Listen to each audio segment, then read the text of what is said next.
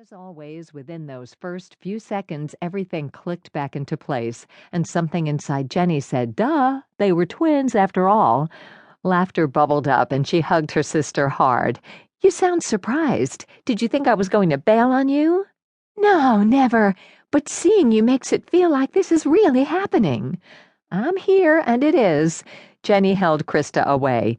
But are you sure this is what you want to do with your time off? You're long overdue for a real vacation. You know, the kind with fruity drinks, pool boys, and sand?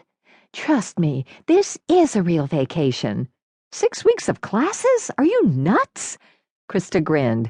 4 weeks of classes in a big city, plus 2 more interning at one of the biggest dude ranches in California, which I'm guessing has fruity drinks and pool boys, and hopefully some tips on how to improve our services here. Maybe not to you, but it sure sounds like paradise to me. At least take an extra week for yourself on a beach somewhere. I've got the time before we start shooting the new season of Jungle Love. Barely, but she would make it work. I couldn't ask you to do that when you've already rearranged your life to ride herd on this place while I'm gone. Krista hugged her again, tight enough to strangle. I can't believe you're really here. When did you get in? I was heading out to pick you up in an hour.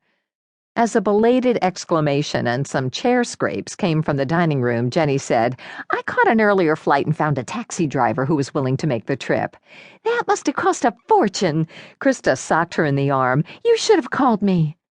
Their father appeared in the archway leading to the dining room, saving Jenny from trying to explain a reluctance she wasn't even sure she understood. Heading toward him with Krista in tow, she stretched out her free hand. Dad! His hug was big and burly and carried a fresh sawdust undertone that said he'd put in some early hours in his shop. But despite that familiar smell and the fact that Jenny had known her parents were back at the ranch, there was a moment of disconnect. Easing back, she grinned. Hey, big guy, I see you're back to rocking the lumberjack look. The last time she had visited her parents, a stopover at an RV campsite on Cape Cod, he'd been sporting loud prints, boat shoes, and a big hat, and looking as relaxed as she'd seen him in years. Now he was wearing a plaid flannel shirt, jeans, and a pair of thick wool socks that could have been holdovers from her childhood. When in Wyoming, he intoned, but then shot her a wink that said, it's all good. Where's Mom? She left last night, headed for an estate auction on the other side of Laramie, with some stopovers at a few antiques places along the way. She'll be gone a few days, but set to tell you hi and that she's sorry she missed your first day back. Just not sorry enough to change her plans. An estate sale? Antique stores? When did Mom go American Pickers?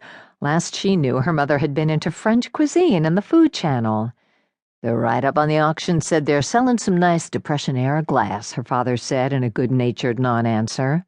Speaking of rocking the lumberjack look, Krista gave Jenny a sweats-on-sweats outfit a pointed up and down. What are you wearing? Everything?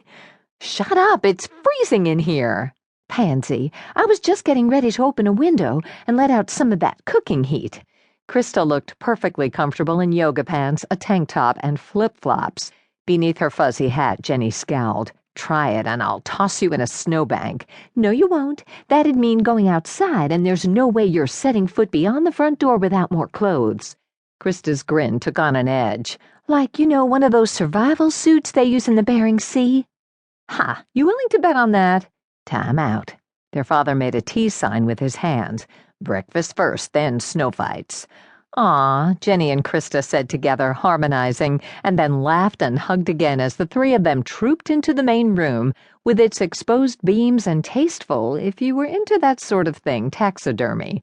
It didn't look exactly the same as it had when they were kids, but it wasn't all that different either. The couches and chairs were new and overstuffed. The carved wood mantel over the fireplace held landscapes rather than family photos, and just inside the door was a polished wooden counter/computer stand that served as the registration desk and hub of guest services. The comfortable jumble was gone, the afghans folded, the pillows plumped, and the corners neatly swept, but the hominess was there, and not just in the welcome smell of coffee and muffins. There was still a dog bed near the fire. It had been a while since their last house pup passed on, but a few of the wranglers had working dogs that occasionally snuck in for a nap, and the 12-person dining table still took up the back.